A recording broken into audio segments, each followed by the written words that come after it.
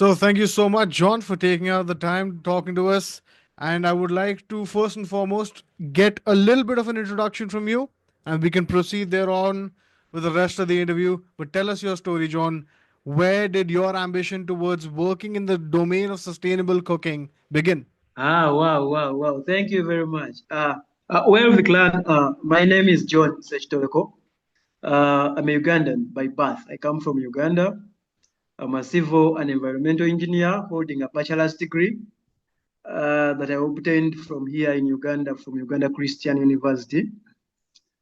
Yeah, sure. I come from a humble background. I come from a village far deep in Uganda, far deep.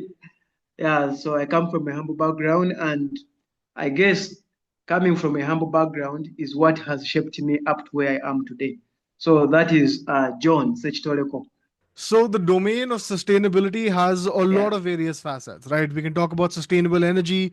We can talk about providing clean drinking water to the rest of the world in various capacities. People talk about desalination processes when it comes to sustainability as well. But you, on the other hand, have taken a very different approach when it comes to the domain of sustainable cooking.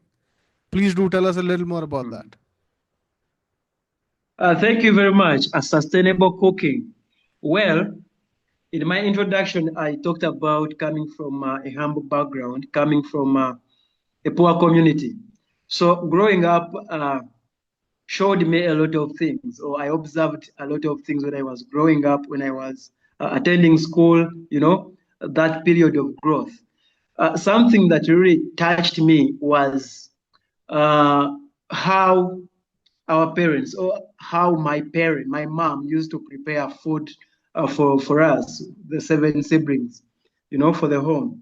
And how she used to do it is the traditional way. Because, as I said, from a humble background, that means we do not have the resources to have what the rich people have. That means cooking on electricity, using the LPG or the gas, that kind of thing. So we relied so much on the traditional way of cooking.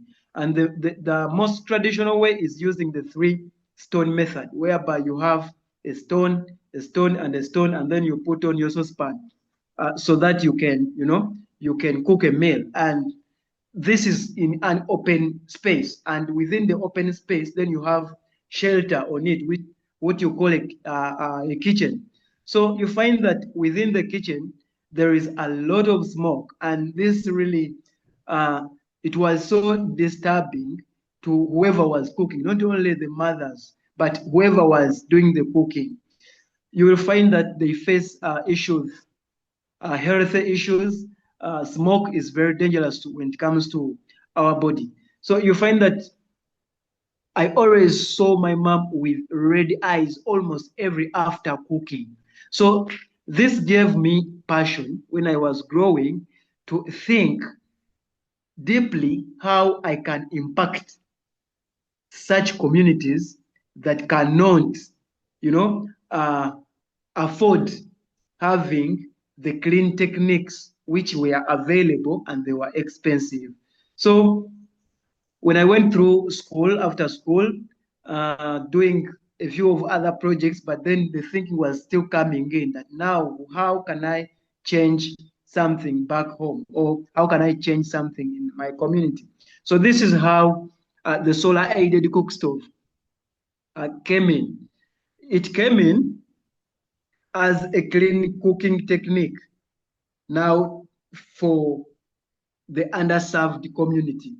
We started at a level whereby we were doing just something small, then you test it and see how it works. But then we were innovating, we continued innovating, we continued not to give up until we came up with what we have right now. So that is where we are. And when it comes to clean cooking, because we are still using charcoal, we cannot do it with charcoal, but at least we are at a level of eliminating charcoal by 85%, having a substitute as the magma rocks, or as the volcanic rocks from the volcanic mountains. And in Uganda here, they are very, very in plenty. They are in plenty, and we can always get them. So that this is how we have moved, and this is how we have evolved up to where we are now. Based on my understanding so far, you are providing a Mm. solution to traditional cooking method as an alternative. And this method that you Yeah. are providing us with is completely off the grid. It has no LPG Yeah. connection and no reliance on an abundant supply of natural resources.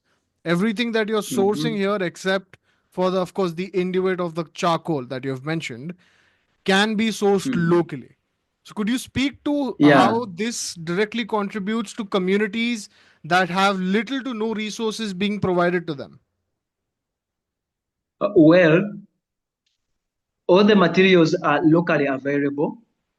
Apart from, because this, I call it a solar aided cook stove. That means it has uh, that clean energy of the solar, you know.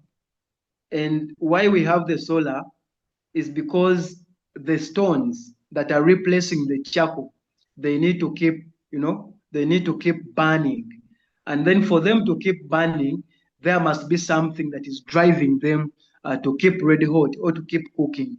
Because we do not expect to add more charcoal when the charcoal that we put, the 15% that we put at the beginning of cooking, elapses, or when it's over. So we don't put any more charcoal, but we continue cooking with these stones or the rocks that are substituting the charcoal. So the use of the solar, for it, it's not locally, of course, available, but in the shops everywhere, solar is now everywhere. So why we need the solar is the design is having a fan. And of course, when you have a fan, then you bring in the electric bit. And the electric bit now is the solar bit. The solar bit comes with a battery and also a regulator. So the main function of the solar on these stoves is to run the fans so that these fans can blow air for the stones to keep cooking, to keep burning. Away from the solar, the rest of the materials are locally available. The fire bricks are locally available. The globe, which is the ash from the fire bricks, are locally available. Everything that we use is locally available, and it can be found on market at, not at a very expensive price, which makes these stoves something that we can rely on even in the underserved communities, even in the richer communities. Because when you look at them, they are very smart. For the richer communities, they want something which is very smart.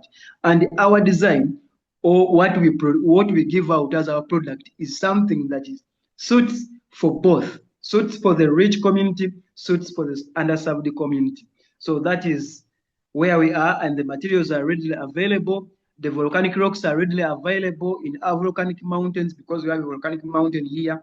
And it is something which is good because it is giving employment to the ladies in the mountains who are collecting these stones for us so that we can have them. And then instead of disposing them off, we have them and then use them in the cooking space.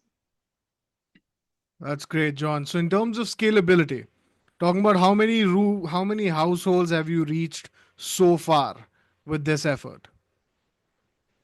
In terms of scalability, before speaking about the challenges, where we are uh, since 2021, just like we shared the other day, since 2021 when we started this, we have at least installed 100 stoves. And I've been sharing them on different social medias. Whenever we put up a stove, then I share it so that I show our progress. So at least 100 of them have been installed, but these that have been installed, they have been installed in the richer communities. I've not had an opportunity to install uh, this kind of technology in the underserved communities because of the challenges that I will share, and of which I think we can, tackle together and have this disseminate from the richer communities then to the underserved communities. So at least 100 stoves have been installed, and the feedback is wow. Because wherever we have installed these stoves, we have gone back to ask to find out more about what the clients are saying. to find more about what is really happening with the stock that we have put up. And the clients are saying, please, if you can serve more people with these stocks, please go on, because this is the way to go. You're saving charcoal, and by saving charcoal, you're saving the cutting down of trees. Each tree that you save, you're saving the environment. So if we can save the environment by saving the cutting down of trees, that is a plus to us. If we can make our clients save, for example, for instance, a family can use a sack of charcoal a month, when using the traditional way, the traditional charcoal stoves. They can use a sack of charcoal a month. Or let us say even 2 months, maybe, if the family is really small. But you find that a family that was using a sack of charcoal in a month is now using just a quarter of a sack in the same month, and using just little stones. And these little stones are way cheaper because you only need little of them to take you through a month, since these stones only dissolve, and you can cook with the same stone that you started with cooking for almost a week, because you cook with them until they dissolve away. You don't dispose them off before they dissolve away. So you need less stones, and then still you need less charcoal. That means you're saving the environment, you're keeping our planet. The climate change perspective now comes in, because this is now where the world is driving us to. Anything that is affecting if the climate change is not really tackled, then we are having an issue. And such kind of projects that tackle climate change, because this is a mitigative project, a carbon removal, because you're removing the carbon from the spheres by reducing its rate of production. So having such projects and hearing that feedback from the clients or from the customers or from the communities where we have installed them, it is a plus, and it shows us that by scaling these stocks more to the communities, be it the richer communities, be it the underserved communities, we shall be doing a great job to the planet to keep it safe for us to thrive. Right, John. So, from what I've gathered so far, your core objective is to ensure that you not only provide a sustainable cooking efforts to the upper echelon of society who can afford it, but also to those that Yeah, might need it most.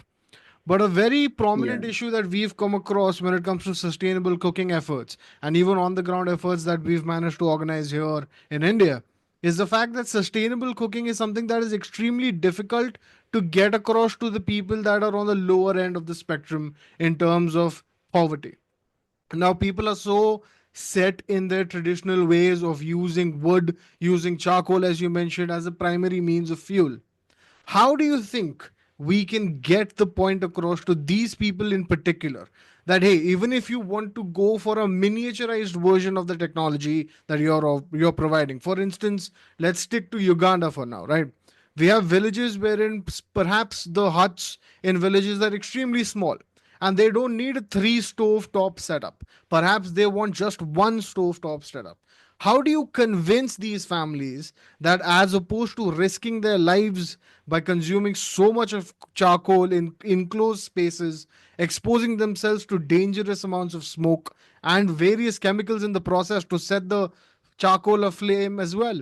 How do you think that the right amount of information can be pushed to this last mile when it comes to the connectivity? Well, thank you very much. Thank you so much. Yes, we understand that our people in communities, for example, just like you talked about culture, people have beliefs that they believe in. People have cooked on this three stone method for very many years, and they don't think there is any other a solution that can come up. So people have that rigidity within them, and it is normal. It is a natural way. It is a natural thing that there is something we know and we think it is the right thing that we should always go by. But then the world has shifted. The world has shifted, and our main task now is to check the mindset of our people from all the communities across. Check the mindset. How do we check the mindset? Now, spread the positivity. of transitioning from one stage or from one technology to another.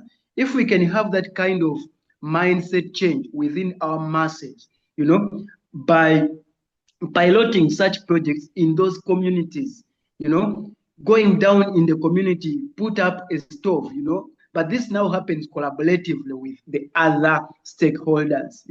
People come up on board and be like, no, let's go in such and such a community, pilot a project, pilot these stoves, teach people how these are very instrumental in their lives, teach people how these can be used, teach them the major importances. Actually, preach to them why we need a safe environment, why we need a clean cooking environment.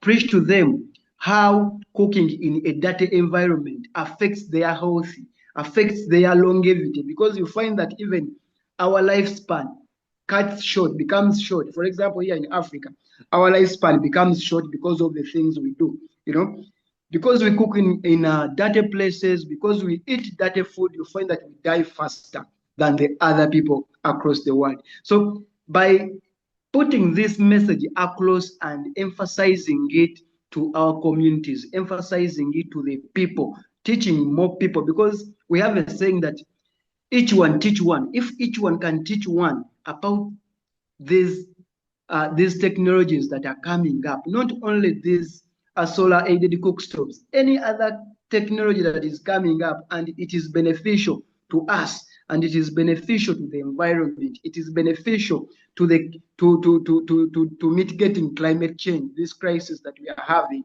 that it is adaptable, then we must have ways, and the ways are to publicize them, change the mindsets of the people, emphasize why they need them, emphasize why they need to shift, just like the world is shifting from one technology to another technology for their survival. What would you consider to be the biggest roadblock that you are currently facing when it comes to implementing this process with your corporation? Thank you very much, Mr. Vikland. Yes, the roadblocks are there, but we don't really look so much on the roadblocks. We really so much on the positivity that is coming back from the communities that we are serving. And whenever you're having positive feedback from the communities that you're having, then there is a way that feedback dissolves even the roadblocks. However, these roadblocks will not stop from being there. And when we base on the roadblocks that we face, we don't move forward. So we look at roadblocks. For example, we have a challenge whereby the initial installation of this stove is somehow high, But then we look at ways, how do we cut the cost so that everybody is not, no one is left behind with this kind of technology.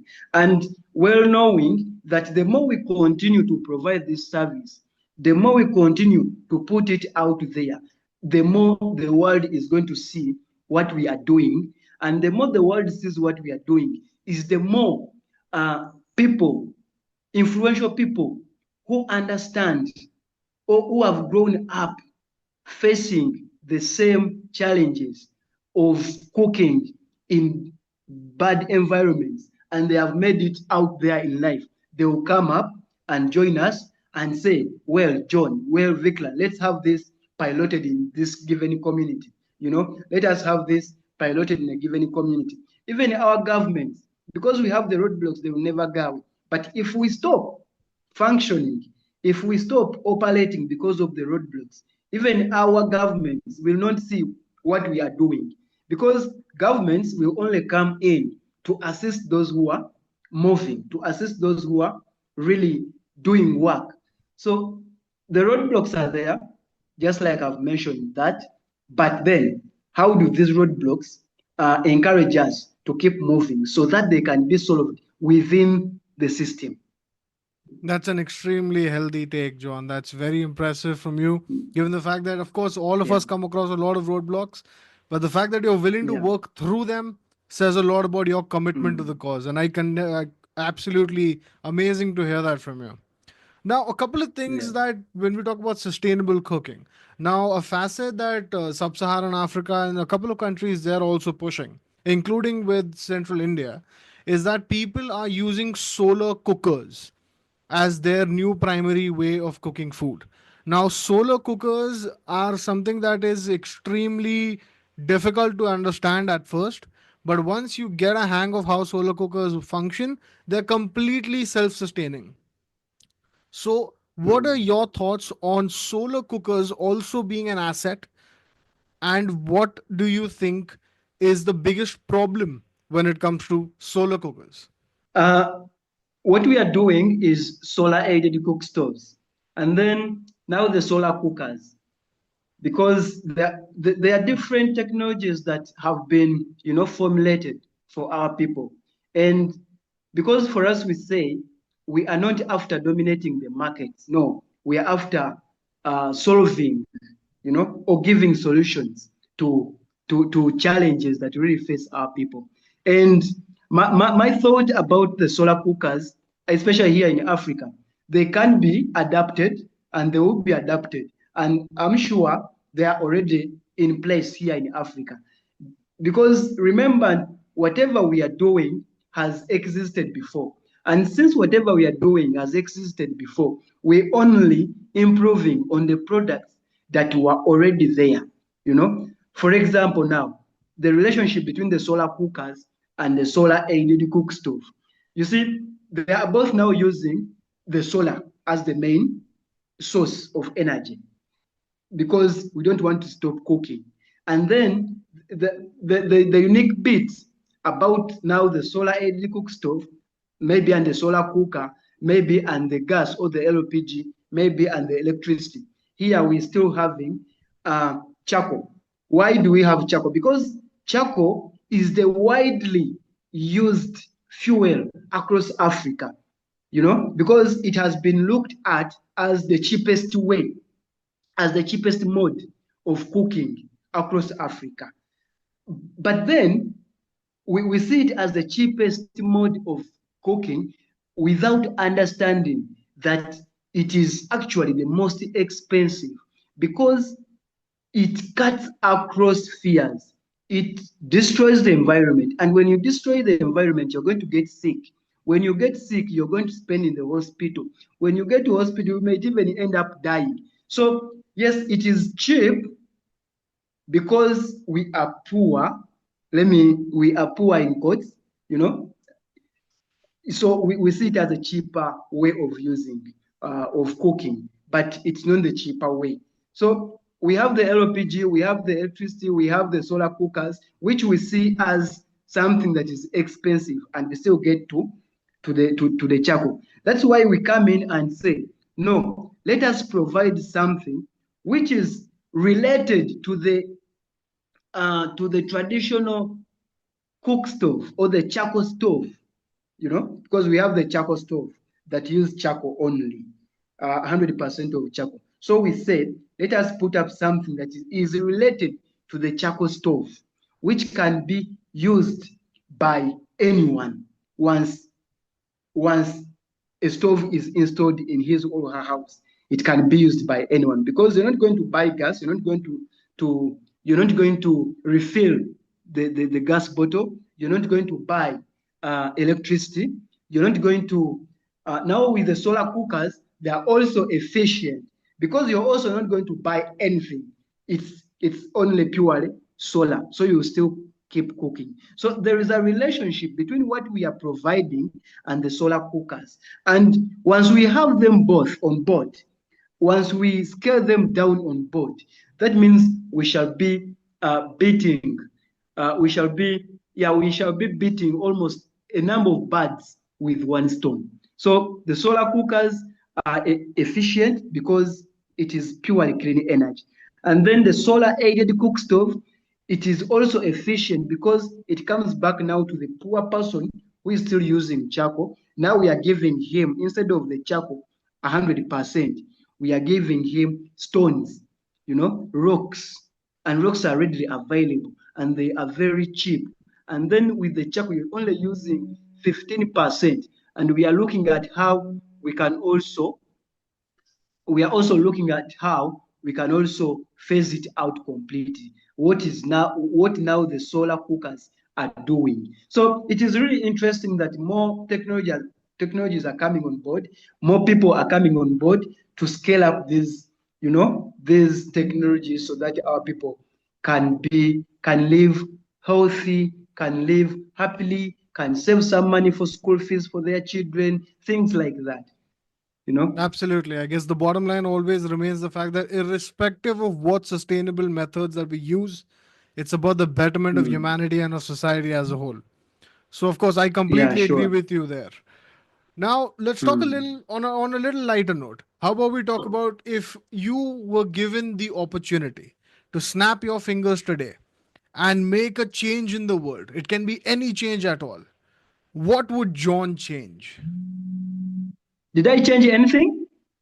No, no, you didn't. Not yet. You Okay, haven't snapped someone your is. fingers yet. Yeah, I haven't snapped my fingers. Yeah, someone was calling me. I'm using a phone. So someone was calling me and I was trying to put off the phone. Yeah, if I snap my fingers now and I was given an opportunity to change something, you know, I wouldn't go away from the line of uh, clean energy. I don't want to get out of that line. Something that I would want to change is one, changing the mindset of our people and to understand why we need clean cooking technologies, why we need to embrace uh, these kind of technologies, because it is the only way we can live, healthy. So by having that opportunity, given resources, given whatever that I would need in the world to change the mindset of our people, because it is the mindset that disturbs the world. It is the rigidity of our mind that keeps us in the same, believing in the same thing all the time. But once you trigger and change the mindset of the Indians, you change the mindsets of Ugandans, you change the mindsets of everywhere, and towards clean cooking, then we shall be playing a very bigger role. So if I can make that change and trigger the minds of the people to not to be rigged, but to go with whatever technology that comes, as long as it is safe for them, as long as it is after improving their lives, as long as the standards of living are getting raised, because it is all about community outreach. It's about the people. And there's nothing you can change without first changing the people that you want to change. So changing the mindset of the people is key. And if I can do that, if I can be given an opportunity and to scale down this technology to the smallest community and their mindset has been changed, it will be very easy for such a project to be implemented in those communities. So it is only mindset change. Once that is done, then the trigger will be pressed. That's beautiful, John. Couldn't have said it better Yeah, myself. A very refreshing take from you and an amazing yeah, sure. conversation. I would love to hear Mm. any parting words that you have for us, and also for you to mention that if we have donors that are on an international level who want to contribute towards your funding, who want to contribute towards your efforts, what would be the best way for them to reach you? And also, please give us your final insights before we say goodbye. Well, thank you so much, Viklan. Nobody does it alone, and no man is an island.